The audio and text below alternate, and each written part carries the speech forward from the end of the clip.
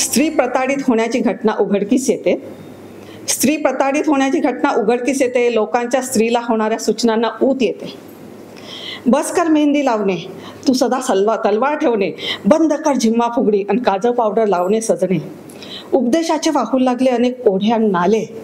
कोणी उठला सुटला मुलीला असं करू नको बोले. सजणे, हसणे, बागडणे, खेळणे तिची सहज स्वाभाविक कामना. का म्हणून दाब्याव्या स्त्री सुलभ भावना. स्त्री समर्थ असावी याबद्दल दुमत नाही, पण ज्याच्यामुळे तिला त्रास होतो त्याला का बदलत नाही. पोरीला म्हणावं 7च्या आत घरात यावं आणि पोराला रात्र हुंडण्याला काना हटकावं. लहानपणी कधी सांगितले नाही घरचे काम.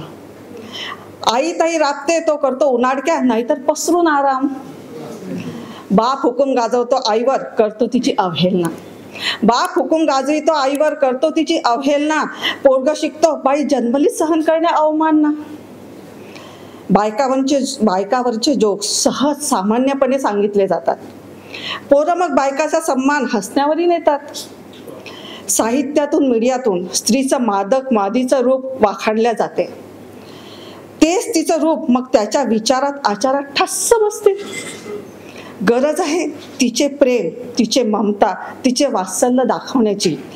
तिला मादी नाही तर माणूस समजण्याची.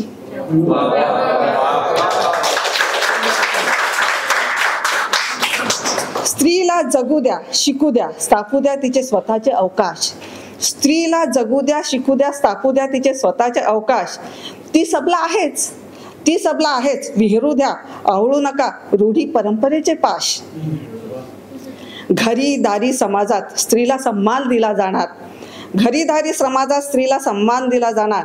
संस्कार मुलावर होतील तरच मुली सुरक्षित असणार. संस्कार मुलावर होतील तरच मुली सुरक्षित असणार. संस्कार मुलावर होतील तरच मुली सुरक्षित असणार. Thank you very much.